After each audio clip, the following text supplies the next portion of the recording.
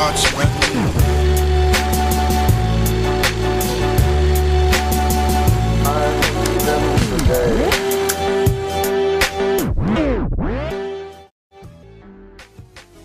Going on, everybody? Justin Thomas here, and we are going to be trying something new. I recently had a computer crash, which means I had to redo everything on my computer. I had to wipe it clean, and I am starting with a clean slate here, and I don't actually have my Adobe Premiere on here yet. So I'm going to be trying to do everything through OBS. So this is the Justin Thomas live, not technically live, just unedited, and eventually I'm running some new cable for my internet, and that's coming. I got 100 feet of cord coming, so I can actually implement OBS into my streams like I've been wanting to do for months now. But this will be a fun experiment. This is the Westworld Q&A. I asked for some questions from you guys, and I got some, and they're pretty good. Some of these are from Twitter that I got earlier today. Some of them were sent to my email. Some are from my Amino app that I run, and some are just actually, one in particular is a super chat that I was unable to get to on my last Westworld stream. So let's just jump into it. Let's see what we got here. This actually is super chat right here. This is from Carrie McDonald, and love y'all. A few questions. Love you too, Carrie. What does Delos really want? That's your first one. I think this is a three-parter, threefer. So what does Delos really want? So let's go a little bit down here, and we really need to look at what Delos is, meaning what does Delos corporate mean? Delos Destinations is what runs Westworld, okay? This is their corporate structure, and it's a little bit of a metaphor for with Dante's Inferno there, and it's a reverse skyscraper type of thing. It just keeps going lower and lower into the earth, into the depths of hell. But Delos Inc. have controlled Westworld for more or less successfully for 30 years, saving it from financial trouble at least once with capital infusions.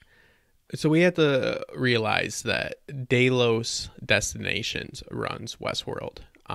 What that means is that it's a subsidiary. It's unclear if it is the sole equity holder of Westworld from the beginning, or if Westworld was originally owned by the founders Arnold and Dr. Ford.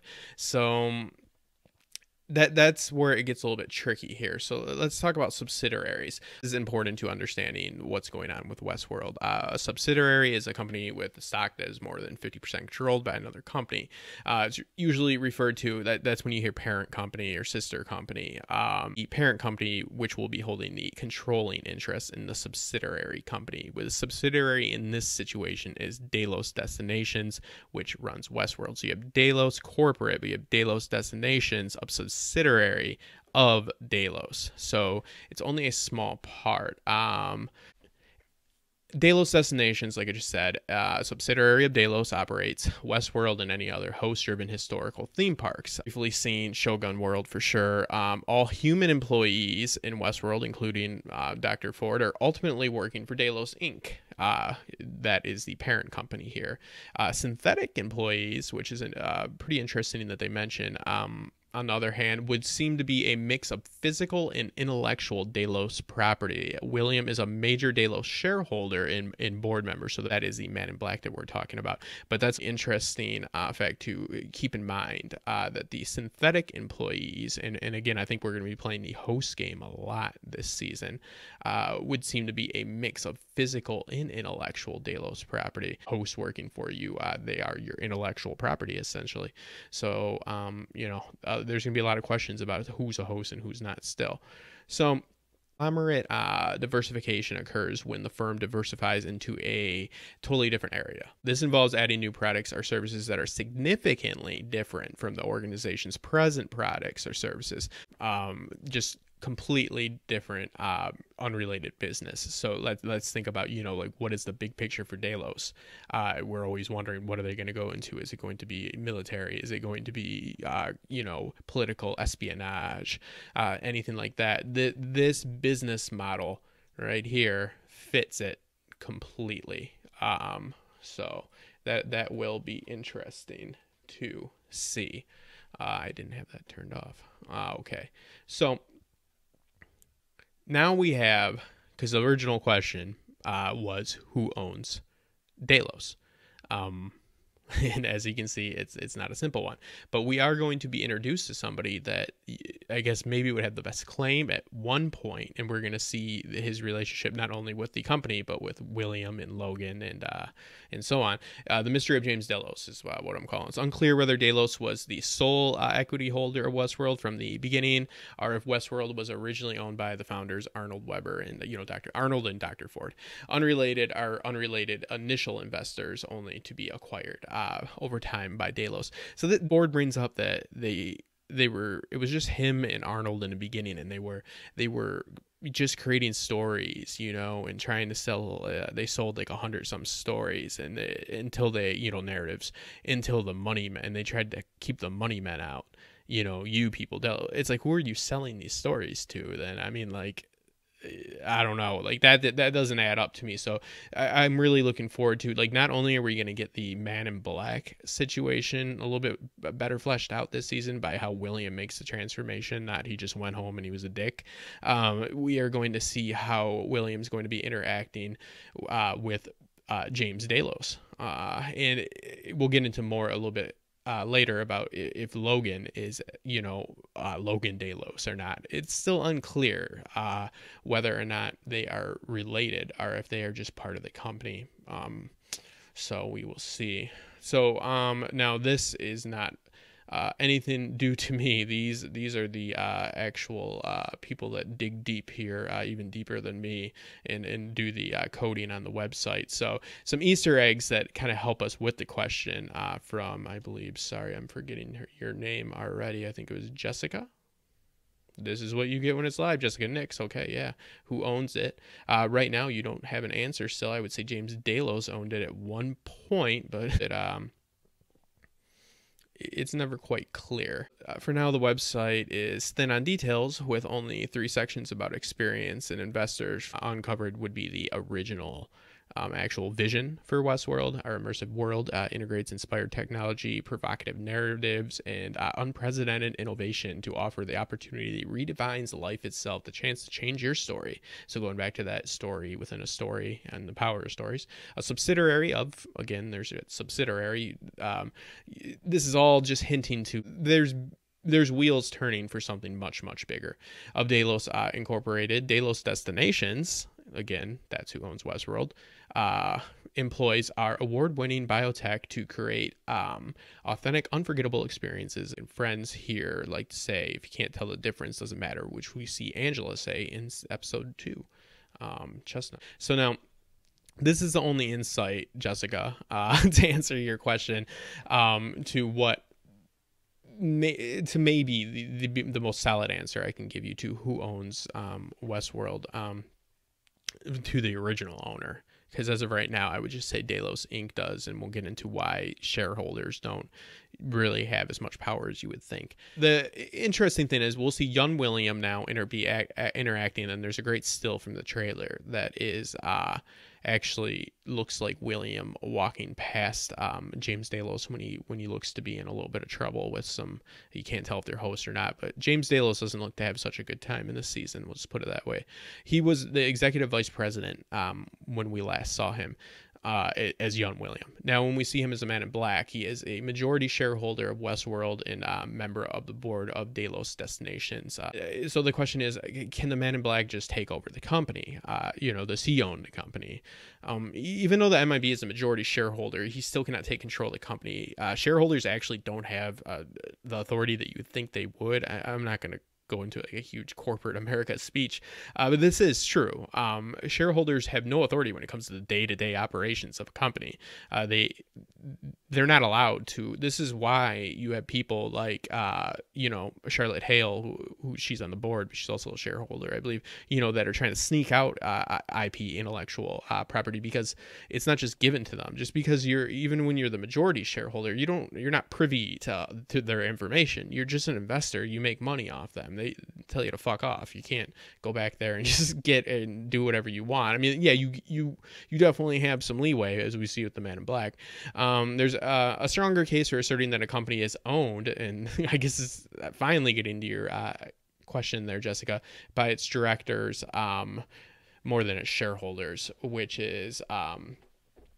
is also on the board, but he doesn't hold the executive seat, which wouldn't even still grant you like the ability to really take over a company or even initiate a buyout. You would have, there's a lot of stipulations to go along with that's Charlotte Hale. So, and they have very conflicting agendas. So that, you know, the MIB might seem like, you know, okay, oh, he's a majority shareholder, you can do whatever you want. No, not really. So I guess, I mean, who owns it? Delos Inc., because, you know, Delos Destinations is a subsidiary of Delos Inc. And I guess, you know, we'll meet more of those people to come. For an example, Teresa Cullen worked for Delos Inc., not Delos Destinations. She was overseeing. Okay. So, yeah. And now up till recently, it wasn't clear for if Logan was and his sister William's fiance Juliet were a part of the Delos family or not, and it seems to suggest that they are now. In season 1, Logan seems to suggest that the pre-corporate park owners know the reason that he and William are there, suggesting that they are VIPs. He says to William, "You really think it's a coincidence that the only thing that you've even smiled at back in Sweetwater just happened to drop into your lap?" He's talking about, obviously, Dolores. William goes, "You said this trip was about welcoming me into the family." And then, you know, he's a little bit upset with Logan. Logan responds with, "Our family, everything is business." So again, it's not completely clear whether or not that, you know, Logan and Juliet are Delos, whether it's Logan and Juliet Delos, or if they just work for Delos. And at one point, and I don't know, because they haven't been this clear on this, that there's still a chance that they aren't technically a part of Delos. That wiki page at this moment says that James Delos is a host. And I actually went in there and changed it. So anybody can just be messing with their wiki page. So don't go to that for your resource. The 5th episode, we can get further details about Logan's and William's presence in the park. Episode 5 is when Logan mentions that they're thinking about buying him out.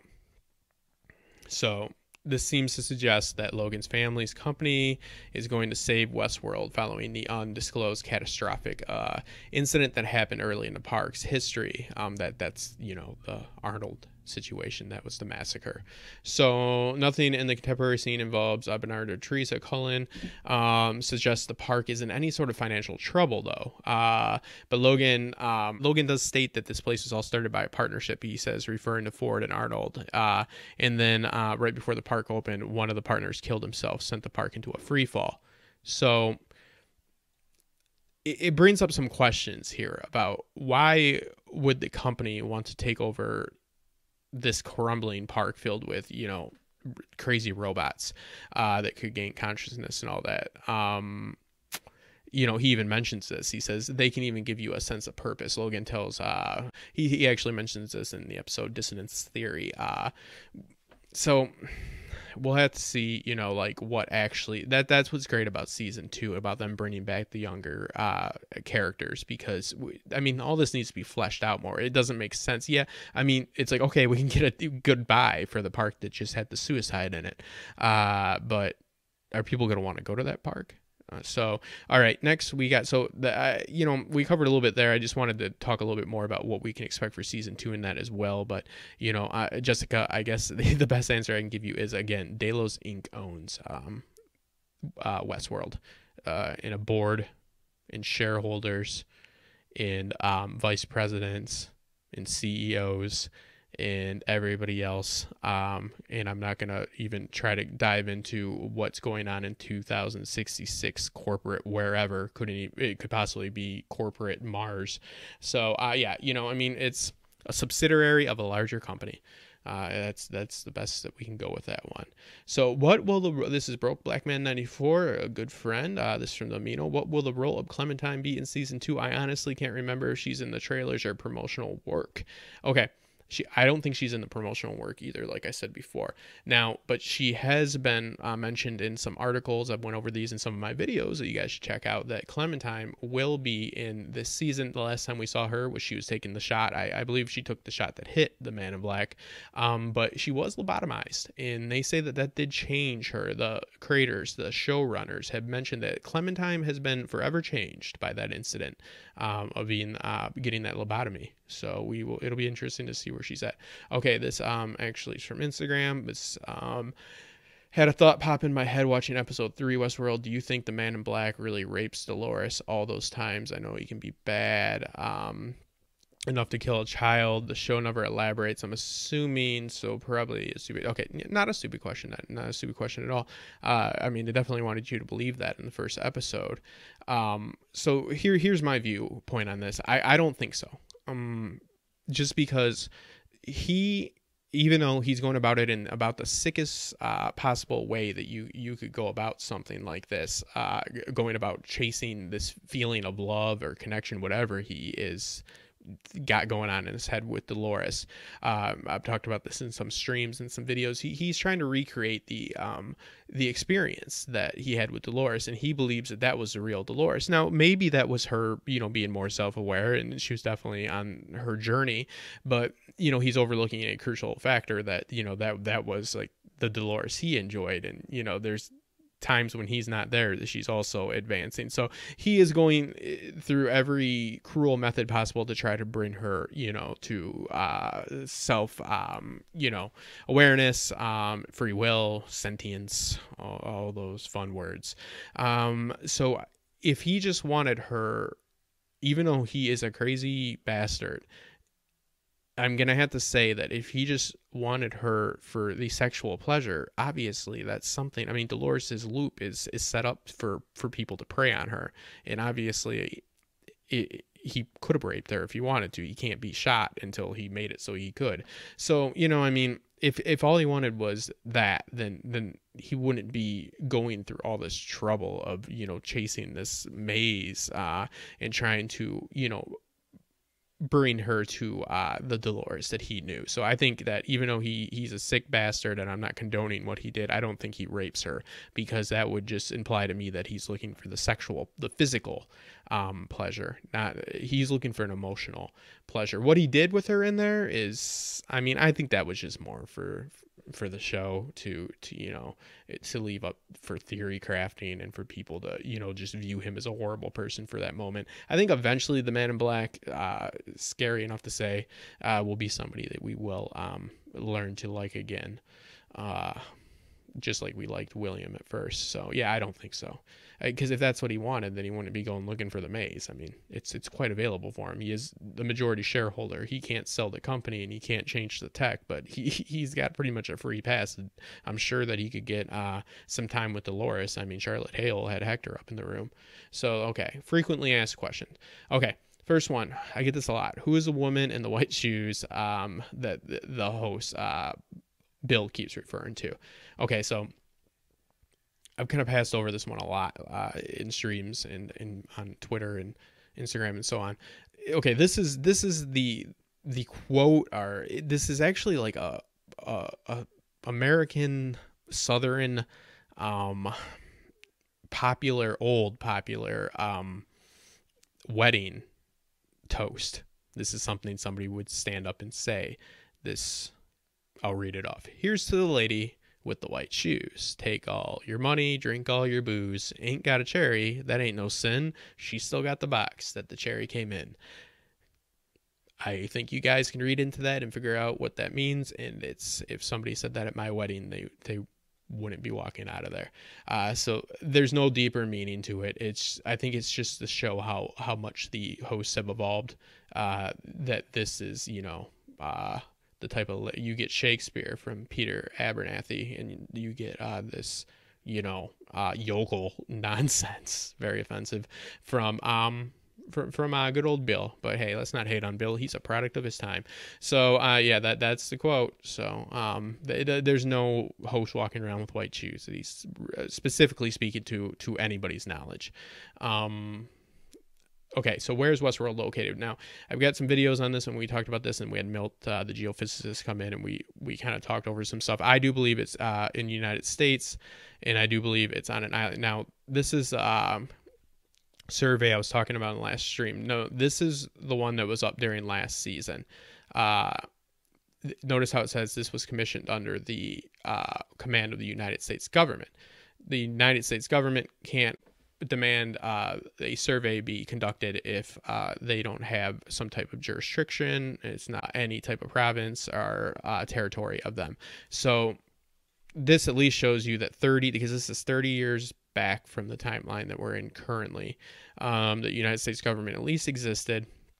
Now, topological survey, it was commissioned under the command of the zoning department. This was after the website went under construction and they changed it. Now the mines and all that have also been moved a little bit. I don't have that map up here, but I think that this could be one of two things. I talked about this before. I think this could be Nolan saying, shit, we said the United States, we kind of showed our hand. So when they updated the website, because they were changing the maps quite routinely, actually, during last season. During the time, if you were paying attention during the switch in timelines, the maps were actually changing as well, because these mines and stuff like that do actually change the location because they're altering the landscape. So I think that, you know, it's not that the United States government doesn't exist anymore. It's just that they wanted to be a little bit more vague about it. So now this was all done credit to our geophysicist buddy and Westworld fanatic himself, Milt. He put this together for us in the last stream, and he has calculated using all the scales that Westworld now, like I said, I believe that it's most likely created on like something like a false island, like China's been doing to increase their international water space, to have less international water space, to have it more under their command, because it's so many miles off your coast. So they're, making man-made islands, and that makes their coast line extend, obviously. So I believe that if you want a complete privacy like Delos has to have, that you would definitely want something like that, where you could control the port, you can control the airspace and stuff like that. So it is about the same size as Houston, Texas. That is a good reference point for you. So that's a little bit larger than LA. Now, LA is pretty fucking big. I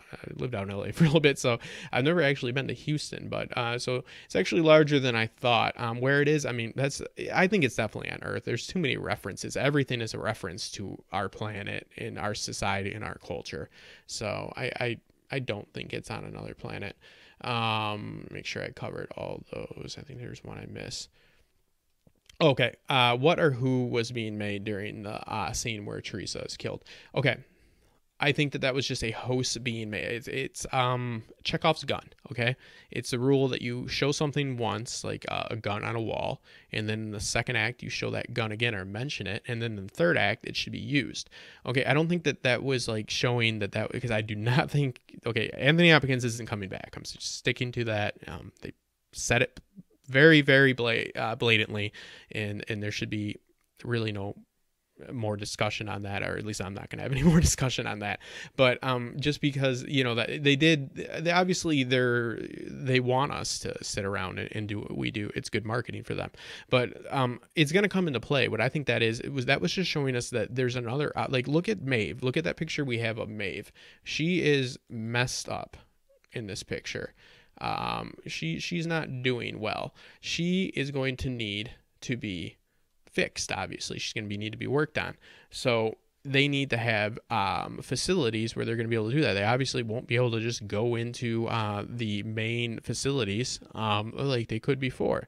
So that was where that was taking place at, was the old facility. So I think that's almost going to be like their field hospital. Also, there was some foreshadowing for this as well with Wyatt's people who evidently learned how to do surgery in the field. That's how they have been able to stay out for so long.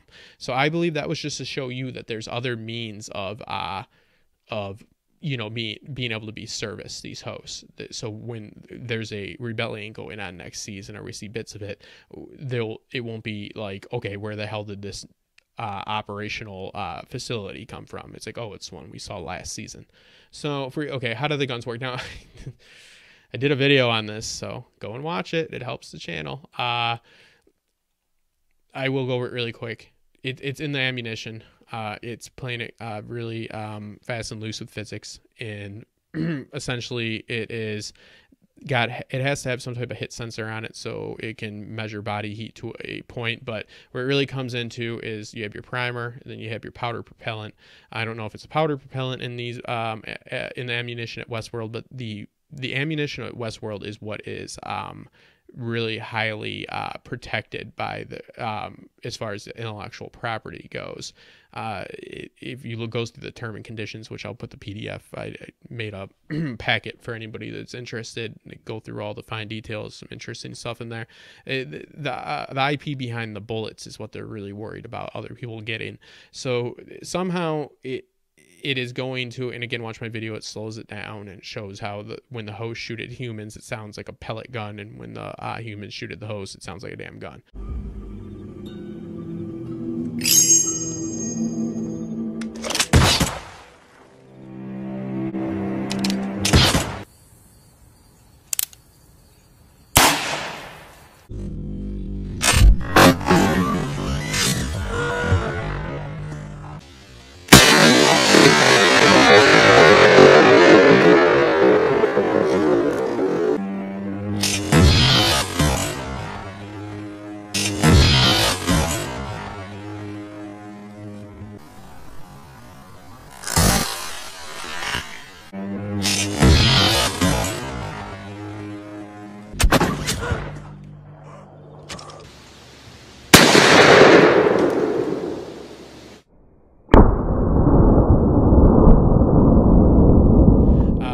Somehow it's measuring how much powder propellant, or how much propellant, let's just take the powder out of there because we don't know if that's the source of it, is in it. So it will adjust properly for how far it goes and how fast it goes. So it is, you know, it is called simulation.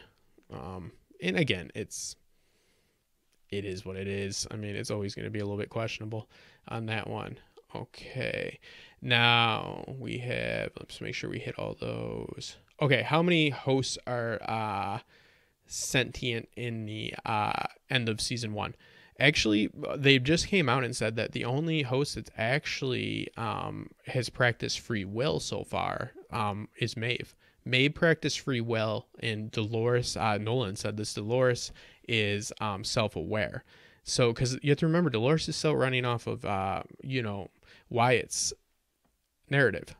So she's self-aware, and she made that choice herself, you know, to a point, but she's kind of triggered for it. So they're saying that Maeve is the only one that is self-aware, and also has shown, actually demonstrated free will when she got off the train. So take that as you want. I don't like to throw around the word sentient. I mean, it's just a little bit biased. We just hold that to, that's who acts like us. So I mean, it comes down to more personhood and all that. But I get, if you want to go by like the bare definition of what people will use, they'll tell you that 3. But even the showrunners have said that it's ranging. You got Bernard, Dolores, and Maeve right now. Those are your people that are the closest to their center. They are all self-aware, at least. Showing examples of free will has only been demonstrated by Maeve, though. So, not to say the other ones won't do it. So I'm sure that we'll see plenty of other hosts become sentient or self-aware, whatever. So we have, can a guest be killed in the park by another guest?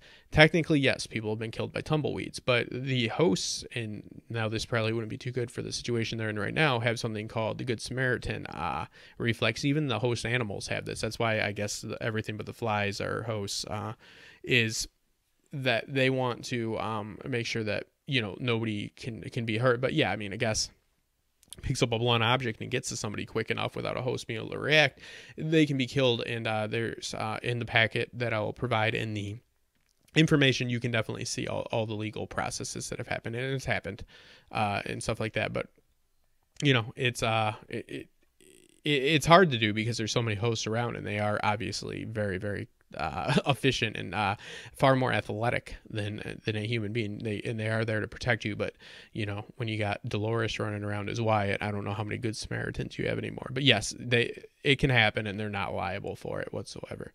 There is a like psych test before you go in, but I don't know.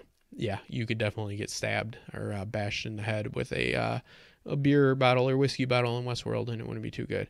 Okay, so Little Ace asking, this is off a comment from one of my videos. What is a stray woodcutter carving? A satellite? If so, why? Okay, so this right here, and let me get a little graphic ready here. You know, this is Elsie finding, this is in episode 3, season 1, The Stray, where Elsie and Stubbs find that, you know, the host that was stuck, was actually he's carving these animals, these birds or whatever, and something that kind of looks like Orion here.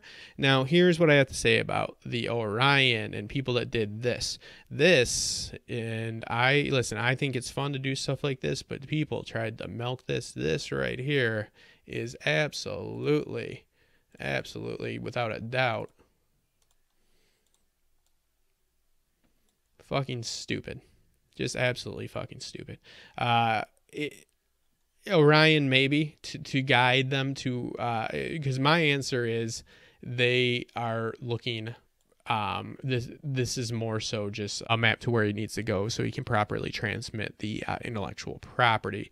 These people are saying that not only is it, you know, Orion, but Orion, see what they did here? They matched some lines. So they were really stretching on that one. So I don't hate too often, but I'm gonna hate on that. That's fucking stupid. Also stupid. So yeah, my answer at least is that yeah, this was a host that obviously was set by one of the people that were part of corporate. Like, this shows again, like, why it's important to realize how Delos runs, how it is a subsidiary, and it's you know, the shareholders and stuff like that, and even board members, even the executive board member Charlotte Hale, who is trying to sneak stuff out of the park, you know, has to go to extreme measures. In this, I believe the host, you know, this is almost like a spy biting down on cyanide when he bashed his head in, and it kind of tells us, you know, again, that's the only way that they can get rid of like the information they get, you know, because Stubbs mentioned all we need is the head, and that's going to come up in a minute. You know, so the notable aspects of the Woodcutter incident: the Woodcutter had been implanted with the laser satellite uplink that was being used to smuggle data out of the park. His attempt to bring information was stalled when he became stuck within 2 large boulders. Once captured by Elsie and Stubbs, he self-destructed by smashing a large rock over his head. The chief suspect in this is Teresa Cullen, actually absent during the episode, but it looks like it was under her orders, and it was actually under her orders that the woodcutter's body was taken to the incinerator, and by her own team, and that's not something that she would actually do, and refused to let Bernard or Elsie get involved. And I mean, that so much violation of protocol in this company, but that really just showed her colors there. And Teresa represents Delos, the parent company. Again, this is where that's coming in, who isn't exactly happy with Ford's latest additions, updates to the park. It would certainly make sense for her to be spying on the operation and gathering information that could be used against them. Westworld already has its fair share of problems, so a little bit of corporate espionage wouldn't be too surprising in this addition. This is the first host we see being completely destroyed as well. So I believe we did have one question that I will get to. I don't know if I put anything for here, but about the plan. These two's plan. Charlotte Hale's plan to get the IP out with Lewis Hertham's character, Peter Abernathy, and the rest of the hosts in Cold Storage. Okay, first off, she picks this guy, Lee Sizemore. Now, the big question is, she has to know that they have the explosion mechanism in their vertebrae. So for those that don't know, if a host leaves Westworld without, they deactivated Maves, Felix and Sylvester. We don't see them do that. We don't see them mention it. Was it her plan? Now, it's also unclear because she uploaded it from that, you know, what looked to be an iPad, whatever they have. to the host. So a lot of people say, why didn't she just take this out with her? Some people claim, and these are all just, we're all shooting, it's a show, so we're all just, shooting in the dark here. Well, no, that's what, accesses it within the host and allows it to become active, and it's not really an upload via Bluetooth or whatever. So the question is, like, her being the executive of the board and him, like, they live there, he should know about if these hosts leave the park, they're all going to blow up. They have shown that if anybody is an idiot, it's Lee here. Even though I kind of like him, I don't know what that says about me. But so here's a few different schools of thought on this. I believe that, okay, she did know, and the information was on the tablet, and it was just a diversion, an attempt, because it doesn't seem like this plan worked anyways, but the idea was to send him out with a whole bunch of hosts that were going to blow up on a train, giving her time to properly get out of the park without being searched the way they're searched, because you can't get out of the park with one of those pads. Well, I don't know, security got pretty shitty at the end, but the idea is that security usually would not allow her to get out with any information like that. But if she sent Dum Dum here with a whole bunch of suicide bombing hosts on a train, that would create quite a stir and allow her, that little time to get out of there. The other school of thought on this is that, and I don't like this one at all, is that the like I said before, that stubs for shadows at the head is what they need, that it would only debilitate the hosts to have that explosion go off, so they couldn't go any further, and then they have to be retrieved. It wouldn't blow up their heads, it wouldn't take the IP out. That's, the whole purpose of this is to protect the IP. I can't imagine that the charge isn't strong enough to blow the head up as well. And then the third school of thought is that they're both just dumb. And that is kind of one of the problems with the show, even though I love it so much, that sometimes you get in scenarios, especially if you want to dive deep into these series, which can be really fun, but sometimes it comes down to, you have to choose whether it's completely elaborate or completely incompetent on their part. So you either have to choose between your characters being completely idiotic or the smartest people ever to walk the earth, which does cause a little bit of a problem. But besides that, the show is fantastic. So those were the questions. This was the obviously a little bit of a trial and error here. I will have my editing program back soon, but we will be doing me and Peaky. Milt will be back on Friday with episodes 4 through 7. I'm putting together a nice PDF for you guys. This is something that I wanted to show. I raise my own money for my channel and all that, but I do have some great Patreons and stuff like that. The Patreon right now pays for my Adobe Suite, and I have about like $3 left over, which I put in a fund for this. Any super chats, like when you guys get super chats and all that, like this is what it goes towards. All towards the cost of the channels, as well as my own money. So I think it's important that, when you start getting things like super chats and live streams and even a few Patreons like I have, and a little bit of the ad revenue that I have, which is like $15 a month, to show, where it goes, that they're just, not throwing it away or whatever, or to whatever the content creator chooses to do with it. I think that if people are going to donate and support you, that you should show them where it's going towards. I'm looking to get this camera because, as you can see, the lighting is not great. All my live streams, you can usually tell, especially when I do them with the higher end creators like Smokescreen and stuff like that, they're much clearer than I am. It's because I'm using it's a decent webcam, but it's not a camera of a quality of this. And this also will allow me to, I'm going to a few expos this summer. I want to do some vlogging. I want to go bring a camera to that. I can't be walking around with my iPad filming as I've done before. And especially, just raise up the quality. So I've raised $100 for it right now. Technically $50 of that has come from funds raised, and 50 of that out of my own pocket. Like I said, it's important to know that it's not other people's responsibility to solely fund, you know, things for your channel. I did this because I like making content. I would like to eventually make money off it, but right now I'm just looking to improve my equipment.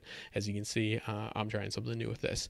So yeah, this is the next goal. The first goal is to get the Adobe Suite, which was $21 a month. My Patreons cover that. I have 5 great Patreons. Thank you guys for doing that. Make sure to subscribe if you've not.